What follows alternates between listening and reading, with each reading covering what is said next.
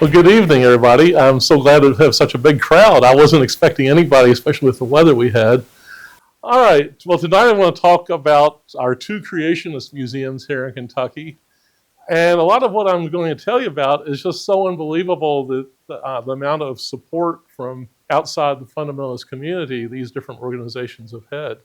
A lot of it's come from the government, as we will see. 10 years ago, this might have made, a lot of the stuff I want to talk about would have made front page news. And today, it's pretty much become so normalized that you hardly ever see anything about it in the mainstream press.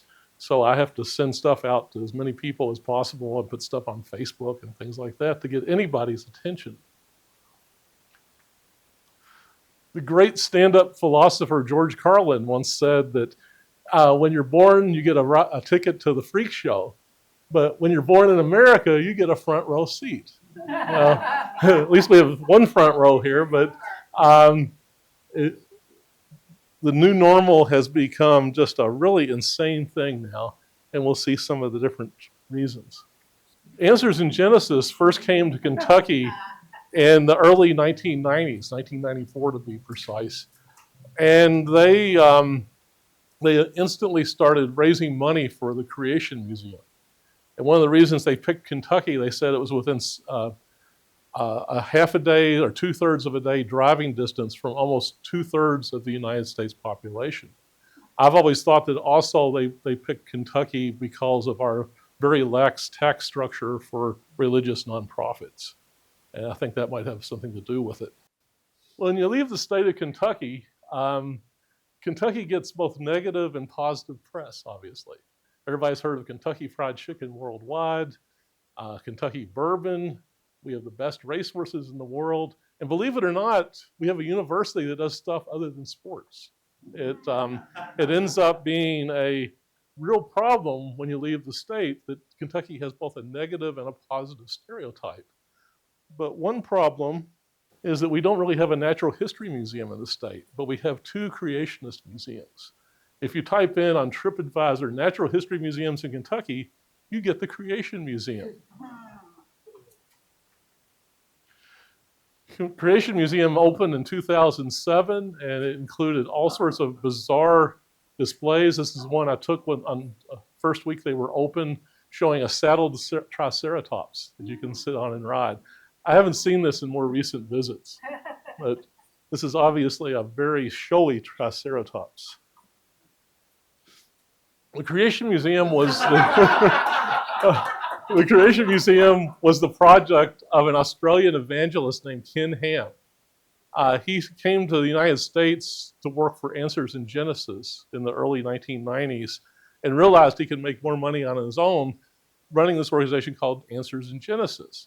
He began instantly raising money from the moment he got here in Kentucky, and his goal was to create a creation museum. And he has been very successful at this. In contrast, the scientific community here in Kentucky has been talking about a Kentucky Museum of Natural History since the 1980s. And I think we came out with a t-shirt in like 1989, and that's all that's really ever been done about this. It's very sad how little in the way of a natural history museum we have in Kentucky. Ken Ham and I have been nemesis for decades now.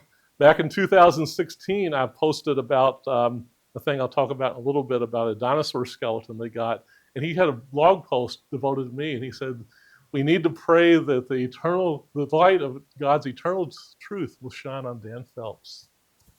So I hope you all will join Ken in praying for me.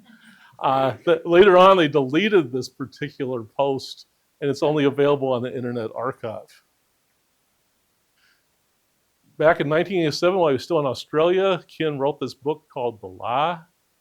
The old cover of it is evolution is the apple, and apparently Satan giving you the apple, or like you were in the Garden of Eden. And this book is aimed at adults, but it's filled with these little cartoons apparently aimed at adults. And evolution has a castle that's labeled as coming from Satan. Creation has Christ. And we have all these terrible things, humanism and euthanasia, homosexuals, divorce, pornography, abortion, and racism. This has been a constant theme with the creationists. In spite of their claims to be scientific, they really bear down hard on the social issues. And I'll show you a lot worse than this. Here's one of the starts of one of the chapters. Creation is the basis of all laws, marriage, and standards, even the meaning of life. But if you're into evolution, you're lawless homosexuals, into pornography and abortion. I never have understood this, why the homosexuals would have something to do with abortion, because that would seem like it be a very difficult way of solving a problem. More recently, this is from 2023, Ken Ham gave a talk, and he put this up on the screen. I grabbed a screenshot off of YouTube. And apparently a secular worldview involves no God, naturalism, the Big Bang, and evolution. But all these other things are interlocked like a puzzle with it. And critical race theory and gay and lesbian rights are linked with pedophilia, with abortion, gay marriage, pornography, transhumanism, which I only know of people in science fiction that take that seriously, and wokeism, and inclusion. This actually, when they started putting stuff like this out, it sort of foreshadowed a lot of the present problems with trying to delete diversity and equality. Ken Ham has written several books on dinosaurs for children, including this one, Dinosaurs of Eden. And it depicts humans and dinosaurs as living in the Garden of Eden.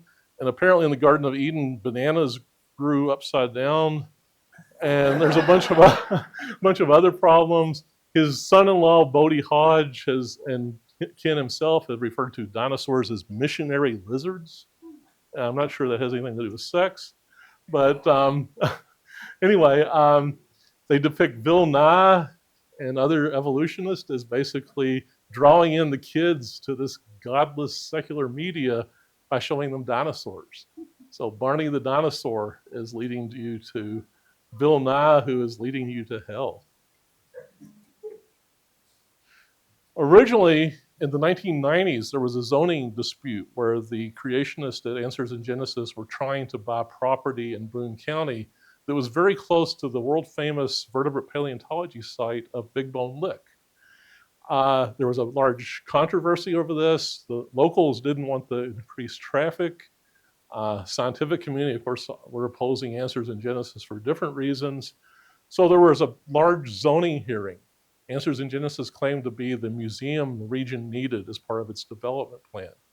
Ultimately, they were defeated, but they came very close to getting the land very close to Big Bone Lick. Eventually, they opened up a creation museum in 2007 and spent supposedly about $27 million on it. But they got a lot of volunteer help. So the property is very beautiful. The building is just spectacular. And here's a view of it. Turned out they started advertising extensively in the area. They used the Kentucky Unbridled Spirit logo on some of their signs. And I actually called up tourism about this and asked them if the KKK were to put up a billboard, could they use Kentucky Spirit? I said, well, yes, they could. And so anybody, you can put this on your own stuff, no matter what it is.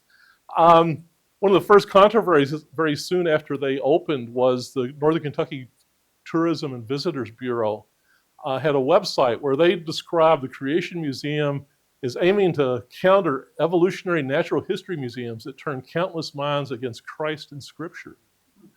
I know of no natural history museum that would touch a particular claim like that.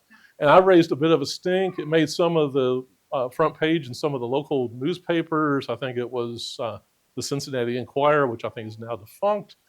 And eventually the Northern Kentucky Convention and Visitors Bureau changed their wording. So that was one of the first victories against them anyway. Here's the lobby of the Creation Museum. As I said, it's very plush and well designed. One of the first things you see, though, is discussions of fossils. And fossils, basically, to them, are less than 6,000 years old, most of which are created during the biblical flood of Noah, which supposedly happened in 2348 BC. And the fossil record is basically a result of Noah's flood. Needless to say, these are all against what science has found about the Earth being billions of years old and the nature of the fossil record. They often present this in the museum as sort of a relativism, where their ideas and scientific ideas are somehow equivalent and just based on worldviews rather than being based on appeals to evidence. So they'll have these different displays showing an evolutionist paleontologist and a creationist paleontologist. They'll have descriptions of fossils starting with human reason and starting with God's word. Of course, this is sort of what happens, but it's a little bit not fleshed out. And of course, they claim that the fossils are a result of burial during Noah's flood. And of course, I should also point out the velociraptor here is actually a Deinonychus. They have lots of anatomical things wrong, and they leave the feathers off too. A lot of the displays at the Creation Museum are devoted to fighting their fellow Christians that accept a long age of the earth. They actually hold their fellow Christians that are religious and accept evolution in much lower esteem than they do us heathens.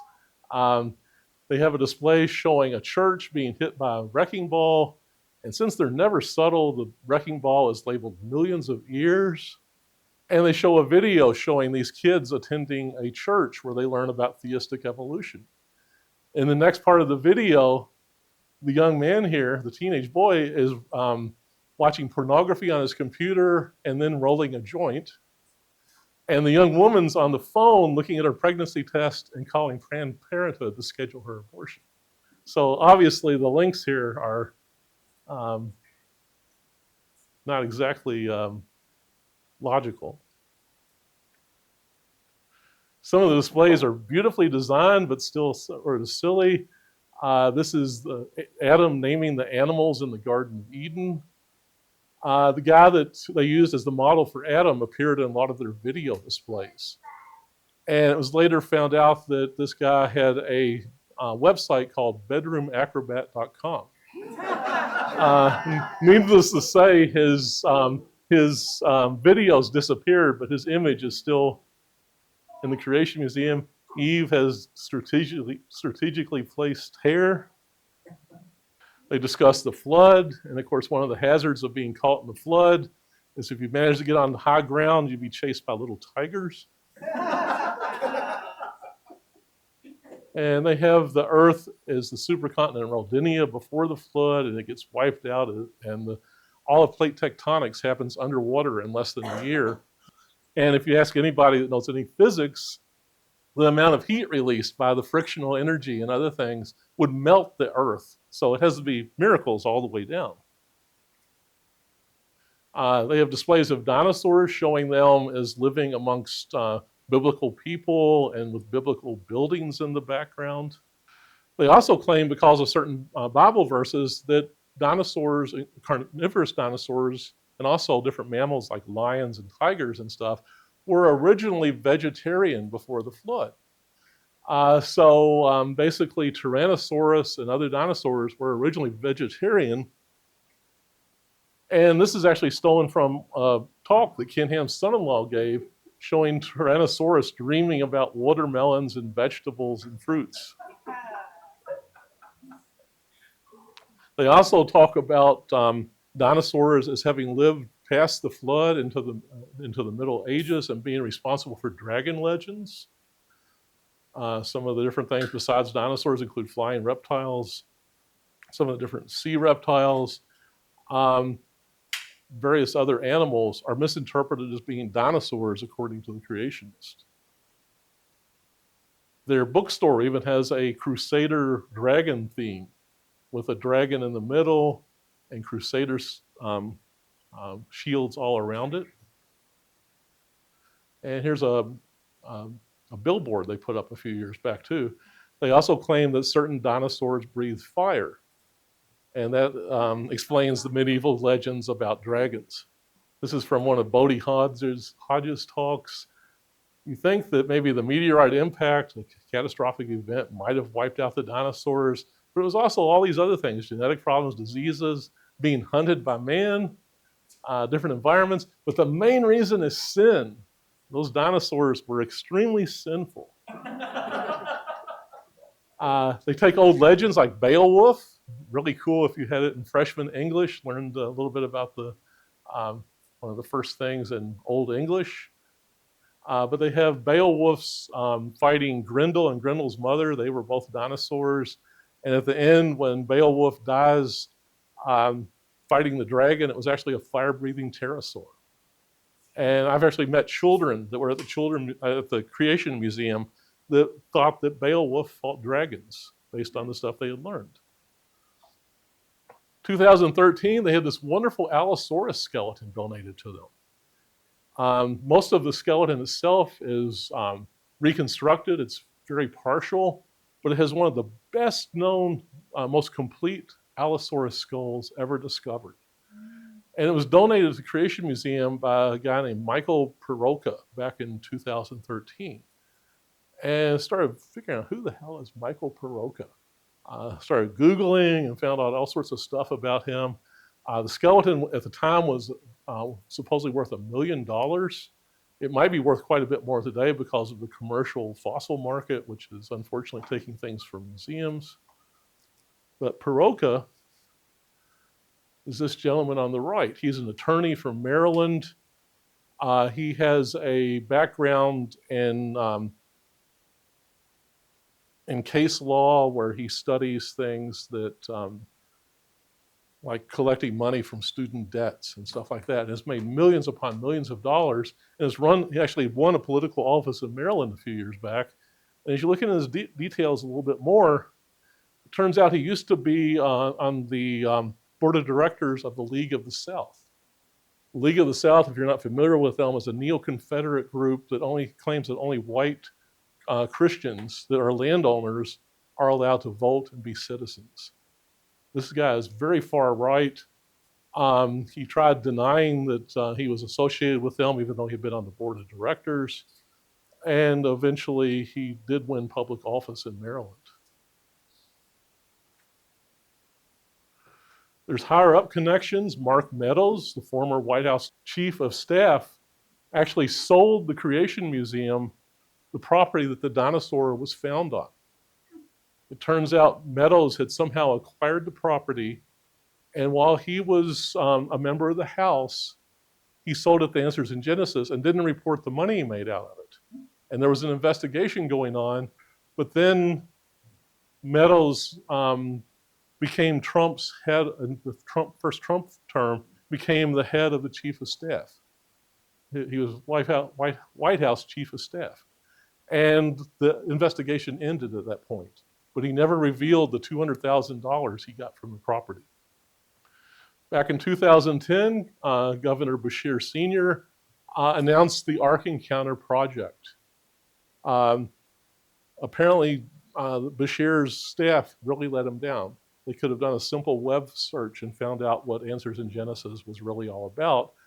But they basically saw that there were 900 jobs going to open up for the Grant County area, which is economically depressed.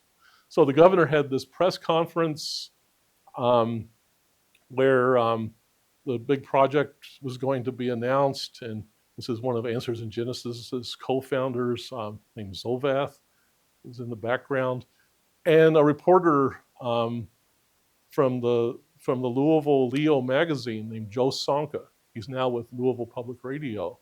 He's on KET on Friday nights quite often. He got up and asked the governor, "What about the dinosaurs on the Ark?" And the governor looked like a deer in the headlight at that point. And he fumbled and stuff. Eventually, Beshear redeemed himself, which I might get to later. But anyway, the project was going on for several years. They got the thing started in 2010. And it was originally going to employ 900 people. And they were claiming attendance of 2.4 million visitors a year. The tax rebate incentive was going to be $43 million initially. And this is where their sales tax, they would get a rebate of $4.3 million a year for 10 years after this project was approved by the Tourism Commission. Later on, the investors backed out. It was delayed a few years, and they scaled it back and reapplied for $18.25 million. And right now, they're receiving $1.825 million a year as part of their sales taxes returned to them because supposedly of the economic benefit of it existing in Grant County. I went to one of the Ark fundraisers back in 2012 and met Mr. Ham himself. I was with Joe Sonka, and we took each other's pictures with Ken. And it was pretty funny. They handed over all their paperwork about the investor plans for the Ark and how much it was going to cost. And then when I got home, I had this letter from an attorney waiting for me that was threatening to sue me if I didn't return it. Well, they don't seem to be aware there's such a thing as a photocopy machine. So I was, and Joe wrote all over it and wrote all this little dark propaganda things. Like, I've talked to so-and-so about this, and he says this is bunk. He put stuff like that in the margins all through it. And I'm sure the reverse propaganda really hurt them. But anyway, we're best of pals here. But later on, Ken blocked me on social media. Oh. In 2014, when they were trying to raise the last money they needed for the Ark, Ken actually debated Bill Nye up at the Creation Museum in early February.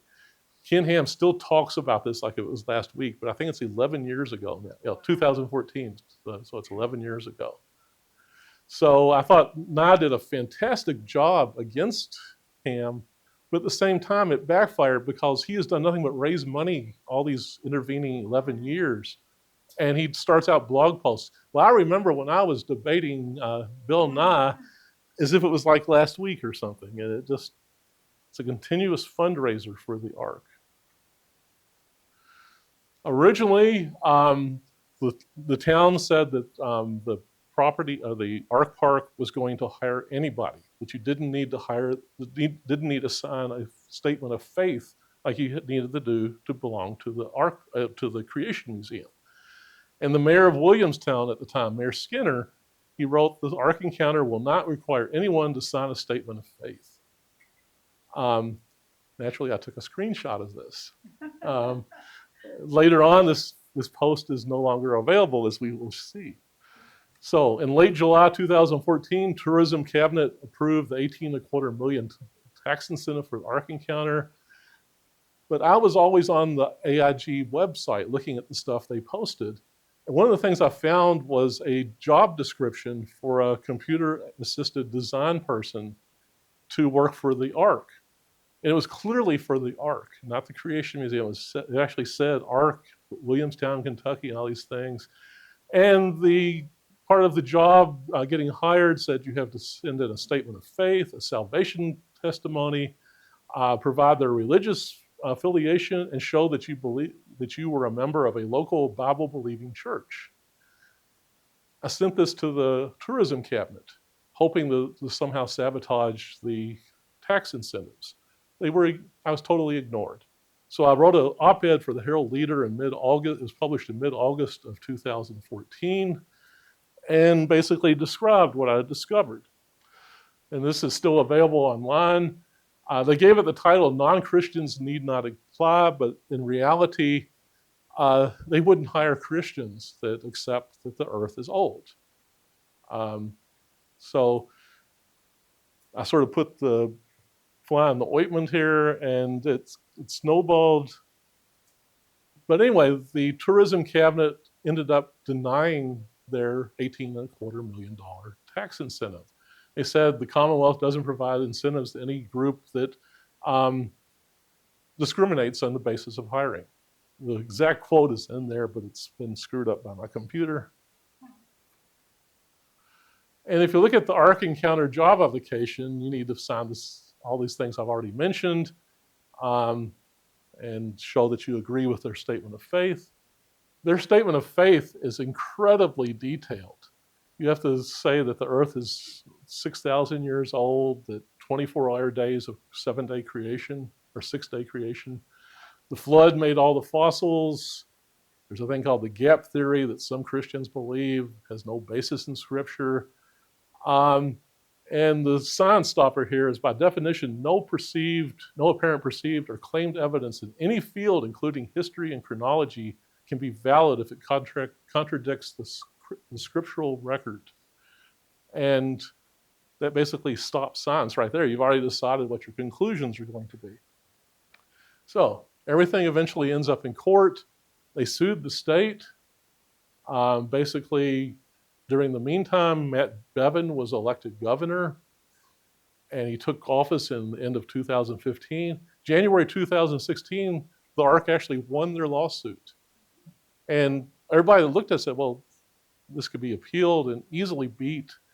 Well, Governor Bevin said the state isn't going to appeal because Bevin is a fundamentalist Christian and didn't want to get rid of the rebates for the Ark. Ken Ham often claims that no money has come from taxpayers for the Ark. But here's a list of many of the things that the Ark has received. First, the $18.25 million over a 10-year period from the rebates. City of Williamstown sold the Ark 98 acres of land for $1. City also gave AIG $175,000 cash because somebody on the city council blabbed, and it caused the people selling the property to raise the price. So to keep them in the area, the city actually gave them all this cash. They reduced the property tax on the Ark. Eventually, in 2014, the city issued $62 million in junk bonds for the Ark's construction. And I think what happened was the Ark bought a lot of their own junk bonds. 75% of their property tax go to repaying this bond bill instead of local government. Employees at the Ark have to pay 2% of their wages to the Ark bond debt. State transportation spent $11 million to upgrade the local off-ramps of I-75 because there was going to be so much traffic from all the people visiting that there were going to be traffic jams if they didn't improve the exits. That never happened. So they had a nice upgrade of their off-ramps, but the huge traffic didn't pan out. AIG also claimed that if you look at their 990 tax forms that all nonprofits have to put out, you'll see that basically they claim that the Ark is worth $130 million. And they use this when they're applying for loans. They say, well, we have this $130 million piece of property. Will you give us a loan to different banks? Well, when they're taxed through the county property tax valuation system, the PVA, and this money supports schools, they assess the Ark as being worth $48 million. And they call that the Trump move.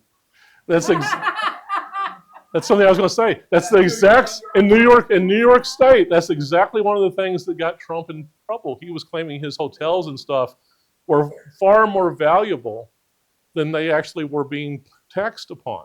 So either they were being undertaxed or, it can't be both. 48 million can't equal 130 million. During COVID, they got relief money through the Paycheck Protection Program in more than $1 million. And they actually transferred employees from Answers in Genesis to the for-profit Crosswater Canyon to do this. So they basically played a little bit of fast and loose with who worked for them in order to have enough employees. The corporate structure of this group is really bizarre. Answers in Genesis is the main organization. It's a nonprofit ministry. And it owns Crosswater Canyon, which is also a nonprofit ministry that operates the Ark Encounter. However, Answers in Genesis is also the owner of Ark Encounter for-profit. And the for-profit is the organization that enables them to get this tax incentive from state government. So you have a nonprofit owning a for-profit.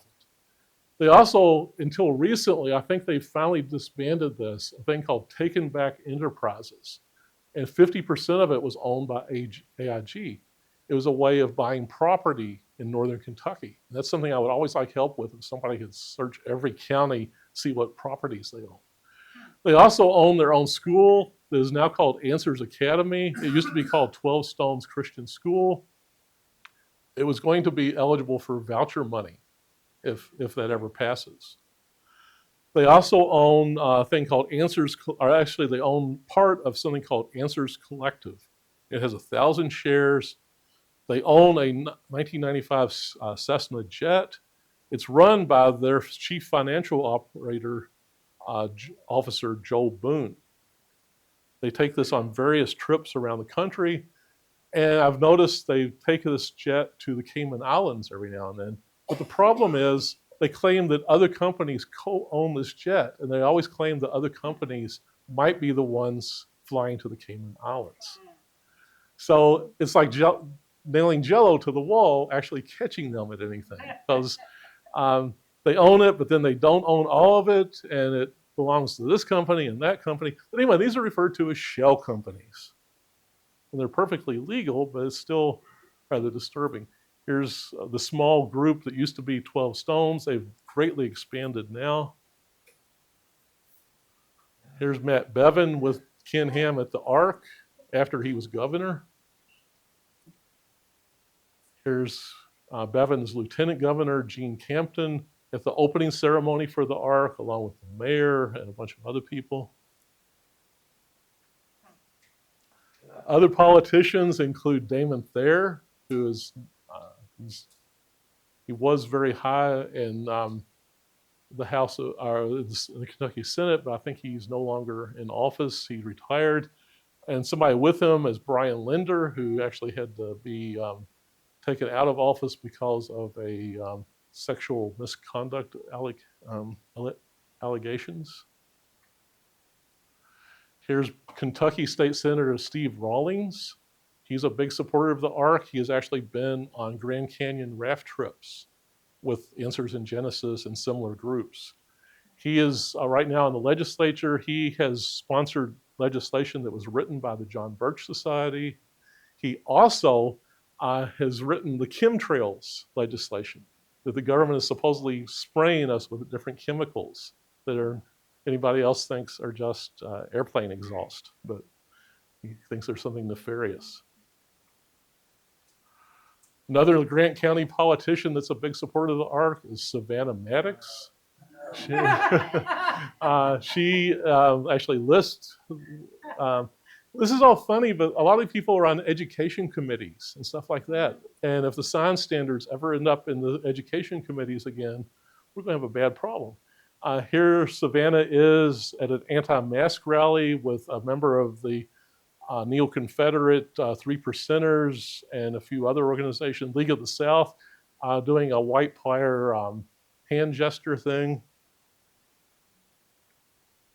But Savannah always has your back, put it that way. Here's an MIT graduate, Thomas Massey, visiting with Ken Ham, having a personal tour of the Ark. There's U.S. Speaker of the House, Mike Johnson. Years back when I wrote one of my op-eds about the Ark, Mike Johnson, while he was still in Louisiana, was one of their legal representatives, and he actually answered my op-ed in a letter to the editor. And I tried to get the Herald Leader to do something about it when he became Speaker of the House, but they weren't interested in basketball as usual. In the most recent election, they didn't come out and endorse anybody, but they put out YouTube videos like this. This is the screenshot showing Karl Marx basically puppeting Kamala. Went to the Ark Park on opening day with the film crew from We Believe in Dinosaurs. So they finally built the thing. There was a big long line. Here's either the bow or the stern, depending on which description you read. Had to wait at the time in this extremely long queue of looping lines. In the meantime, while you were in the line, you got to watch this video called the Noah Interview. And it's one of the dumbest things I've ever seen in my life. It showed Noah being interviewed by a pre-flood reporter that looked a lot like Linda Blackford from the Herald Leader, but I'm not sure. Noah's employees kept getting into knife fights, and they started suggesting using these things to help saw the wood and carry lumber and stuff. So it was really dumb. I think you can find the whole thing online if you want. Well, previous picture was me getting my picture taken on the way into the Ark. I didn't pay them money, so I was able to go back and find the proofs. Here's one of the first things you see is Noah praying before the flood. One of the first things you learn is scientifically, for lack of a better term, bullshit. If you know anything about paleontology, you know that the majority of organisms that ever existed on the planet are now extinct. And of course, this whole thing is just nonsense. It's been the whole thing. Also, Noah took baby dinosaurs onto the Ark instead of adults to save space. Didn't bring in the marine reptiles or anything like that, so everything else was out in the oceans. Here's one of the baby sauropods in the Ark.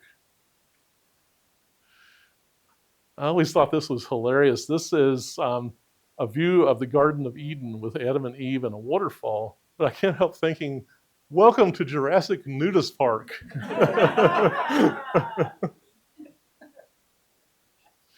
Here, before Eve, Adam hung out with his Barophagus dogs, his saber-toothed cats, and his Eohippus pets. They also used Bible verses and have these charts of giants fighting humans before the flood. Much of the Ark Park is just pictures on the wall that you walk by and read. It isn't like a regular museum with lots of specimens and stuff. It's just you stand there and read stuff that you may as well be reading a book or something. Some of this, I swear, they stole from Conan the Barbarian. There's a pre-flood snake cult. And here's a quote from Conan the Barbarian. The little wizard guy says to Conan, 2 or 3 years ago, it was just another snake cult. Now they're everywhere. Also, these bastards end up killing Triceratops just for their horn.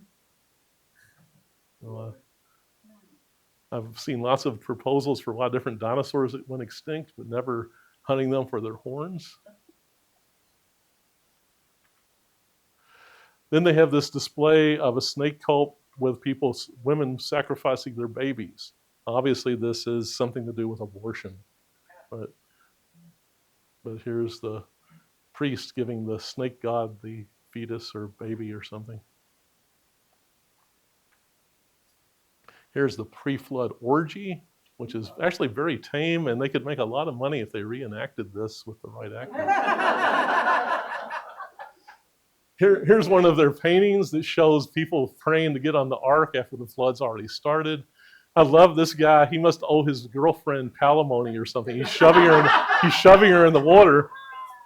And when you think about the flood, how terrible the flood was, but it wasn't bad for everybody. If you were a shark, it was your lucky day. I hate to laugh at somebody being swallowed whole by a shark, but I had to turn my head and just giggle. It was so. Baby stegosaurs.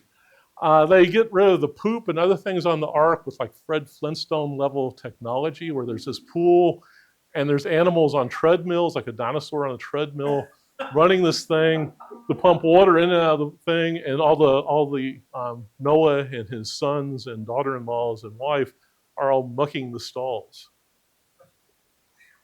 Here's Noah's office. Here's Noah's globe, which isn't quite round. At least it's not flat.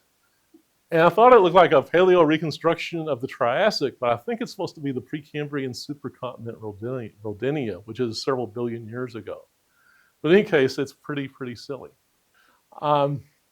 So they talk about how the people cared for the animals. And then there's all this fake backstory about Noah and all the different things he supposedly did. This is all made up. It's stuff that wasn't in the Bible, and they just make it up. If anybody else made it up, they'd be raising holy hell. A few years back, there was a movie with Russell Crowe about Noah. So movie, and just fantasy, obviously. Well, they raised hell about that movie. And then they go along and they actually build their ark, and all of the different things they make up are just fine because it's artistic license. The pre-flood world was very wicked. All these people are tempting Noah. And I've had hotel rooms like this where there are parties going on the next door, and Noah's all upset. I had a job interview the next day. I don't know what Noah was doing. They have a room where it says, if I can convince you the flood was not real, then I can convince you that heaven and hell aren't real. So if you believe in heaven or hell, not necessarily both, either one, you have to believe in the flood or else, you know. Interestingly, these are the living quarters of the people, Noah's sons, and nobody's covered with poop, and there's no shires. Very mysterious to me. There's a whole room where they attack modern geology. They misrepresent the idea of what's called uniformitarianism, that basically claims that we study the past by looking at present processes, but we don't say that everything is happening at the same rate today, but they misconstrue all sorts of different things. I spent a whole lecture on this. They claim that it's another case of this relativism where they claim that we have the same stuff they're looking at, but different worldviews. They also repeat the whole thing with the different depositional environments in the fossil record being just a record of burial in the fossil record. And of course, this ignores the evolution of plants that can outrun the flood, but that's the problem. Another thing they do is they have the ice age happening within 100, 200 years after the flood, which happened in 2348 BC. So they have just one ice age, and it was only a few thousand years ago, doing all the work with all the different valleys and glacial moraines and stuff. And of course, the scientific view is at least 4 major episodes of glaciation and lots of interglacials and other smaller ice ages. They also use this to deny climate change with the different ice cores that are used to tell a lot about paleoclimatology. They use the claim that this is part of Noah's flood, an aftermath of Noah's flood, to say all that data is basically just garbage, and that their view that the Earth is a few thousand years old is not only correct, but also showing that climatology is incorrect. Then they take the Tower of Babel very seriously. In fact, they're planning on a future, it's going to be like a ride in a movie theater in the Tower of Babel. They haven't started raising, well, not publicly raising money on this yet. Thought this was pretty funny. They take on the Ancient Aliens, which one thing I agree with, that the Ancient Alien shows on the History Channel are absolute garbage, but apparently they consider it a threat. Then you exit through the gift shop. I loved, I just happened to have the floaty thing here with the ark upside down.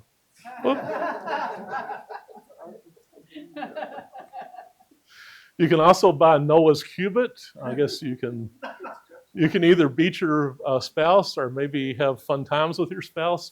Well, never mind. Oh, never mind. Here's the exit, and it exits right in their restaurant. They have this huge buffet restaurant, and I always like this slide.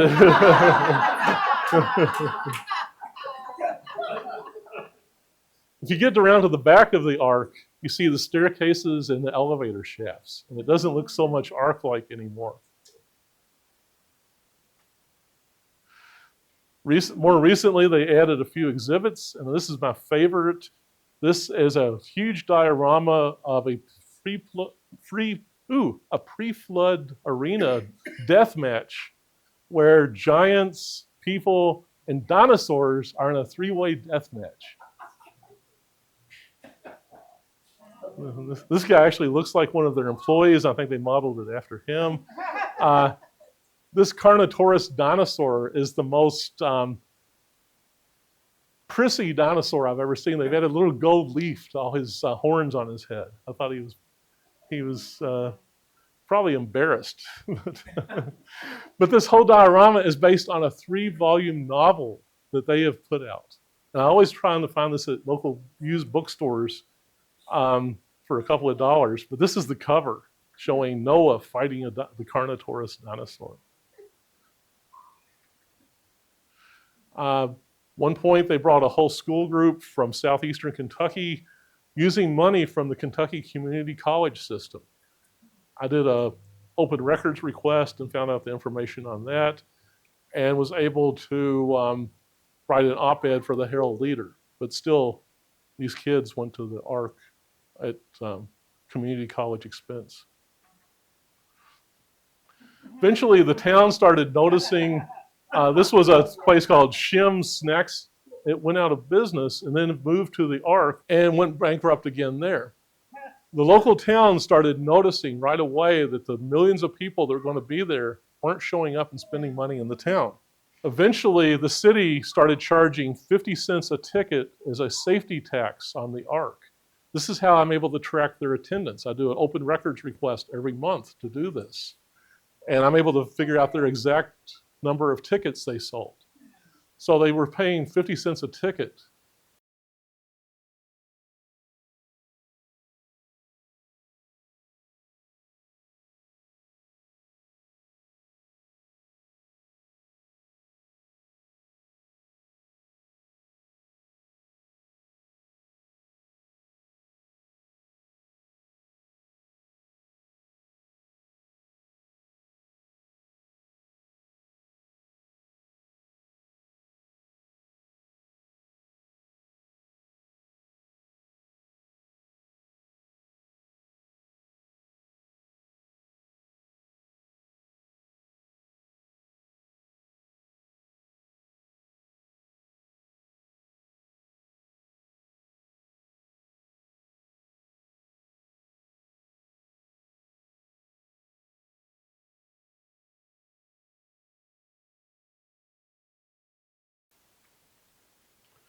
You've heard that the rainfall damaged the Ark. Well, this is what really happened. They removed the vegetation and it rained. And they built the Ark and the whole surrounding area on the Cope Formation, a unit that's very packed with expandable clays. And when it gets wet, there's landslides very common. If they had just left the trees and the plants alone, they wouldn't have had this landslide. If only they had had a competent geologist working there, they might have known better than to do this. But anyway, they sued their insurance company for $1 million and they ended up settling out of court. But you see this in the press, the Ark got sued somebody for rain damage, and that's not quite what happened. 2018, I was in a film called We Believe in Dinosaurs. I'm sure the maker wouldn't mind you all showing this sometime. Ken Ham says it was an agenda-driven propaganda piece, and the rest of the quotes. And he claimed that the focus of the film was a small town with no major roads or restaurants and across the road from the I-75. And this is the very town that had given him everything. And he just sort of dismissed them. Other things they do are religious in nature, obviously religious in nature, but attacking other religions. They say they have God's religion, which is biblical Christianity, and everybody else is not God's, and not God's counterfeits of biblical Christianity include Islam and Judaism, which I don't see why that would be Christianity, but also they attack Jehovah's Witnesses, Mormons, and a whole bunch of other groups, Seventh-day Adventists, Unitarians, and Roman Catholics are even counterfeit Christians, according to them. So that's a huge amount of the public. They also claim school shootings on teaching evolution in the school. This is a cartoon they published. They light up the Ark at night in rainbow colors to get the rainbow back from the gay people. Yay! That sure will tell them. And a lot of their recent posts are on social issues. They're very obsessed over bathroom and transgender issues and the whole thing that you're seeing right now on the national level. They've been doing for years, and they praise Trump considerably on their website. So they've updated their castle thing. showing all these wonderful things Christianity believes, but apparently evolution or man's world and secular viewpoint has social justice, gay and transgender rights, inclusion, and pedophilia. Also, we're accused of causing racism, but simultaneously being woke and supporting critical race theory. No religious freedom, as opposed to what the hell are they doing? So it goes on and on. They have all these cartoons. They've added to their statement of faith stuff about you can't believe in social justice, something called intersectionality, and critical race theory, and be employed by them. Of course, it's not prejudice if you call it religion. At one point, they blamed a hurricane on sin, and Joel Pettit, the Herald Leader, had this fun little cartoon blaming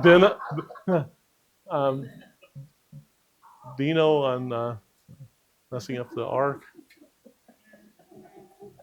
At one point, Daniel Cameron, our former Attorney General, before he was running for governor, actually visited the Ark at taxpayer expense. And I sent out a Freedom of Information, or Kentucky Open Records Act request on finding out how much this costs the state. And they denied all my requests except for a few photographs and a video of him touring the Ark with Ken Ham. That it was specific and nobody had saved any of the information. Even though I used to be a state employee, anytime I did field work visiting hazardous waste sites, for example, I had to fill out mileage things, per diem if it was overnight, all these different things. They sent a bunch of state troopers, his personal bodyguards.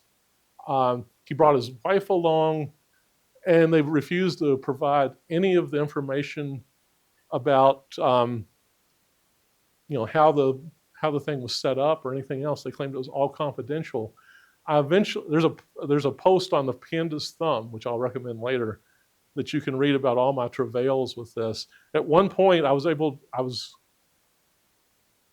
going to appeal, but you have to appeal to the Attorney General's office, the very organization that had denied the thing.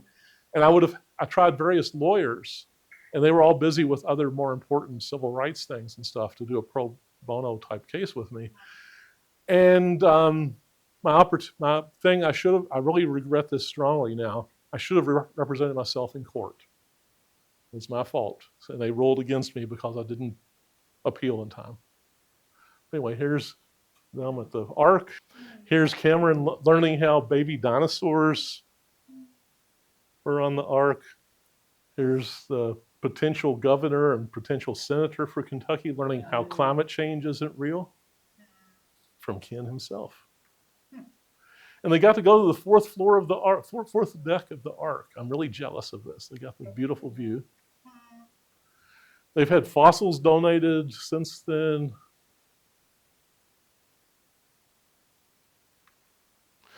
They've installed a carousel where you can ride dinosaurs and pterosaurs.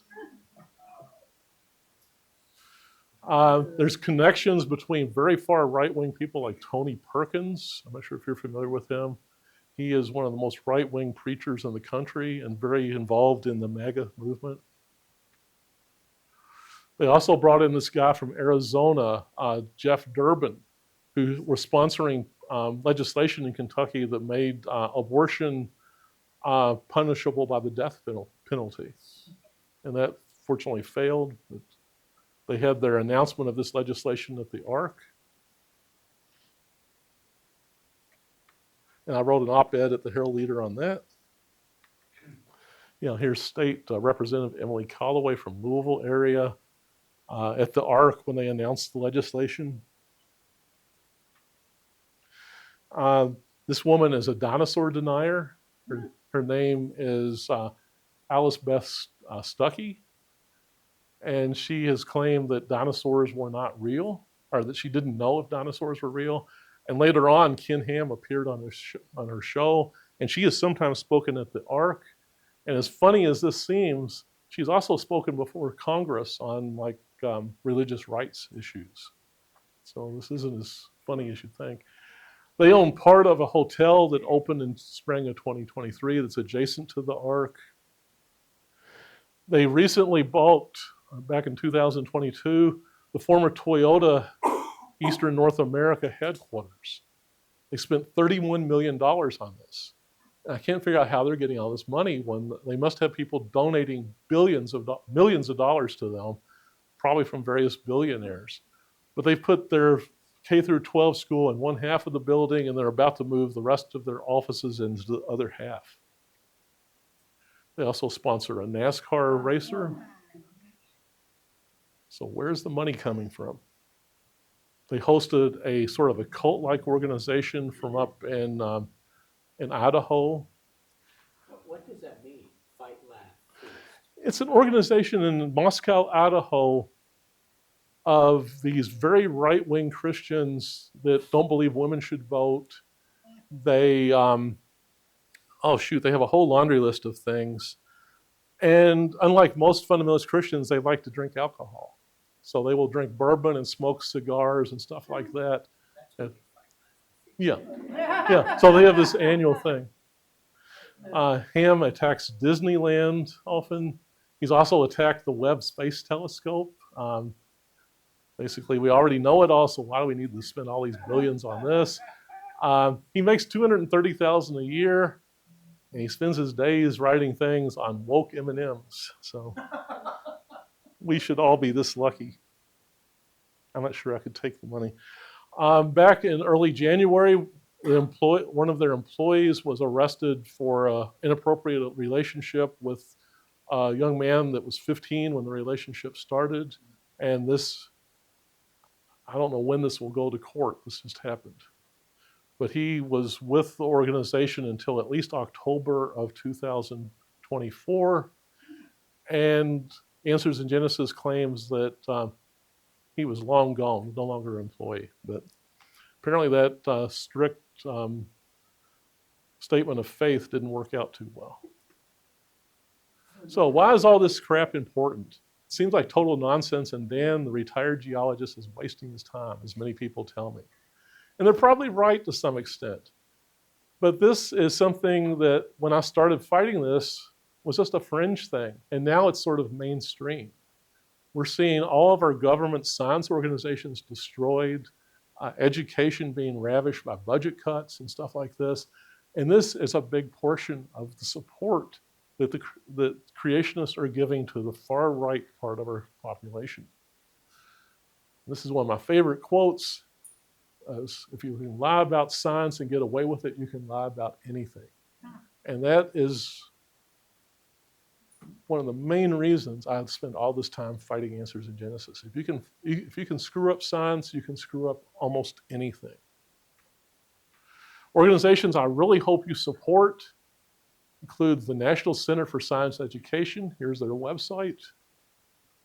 I often publish blog posts on this organization, the Panda's Thumb. If you can take your time and look at that from time to time, it's well worth looking at. There's a number of other places I post. Another organization I really love is Americans United for the Separation of Church and State. Even if you're a conservative Christian, you should belong to that. So, any questions? And Jesus, would you look at the time? So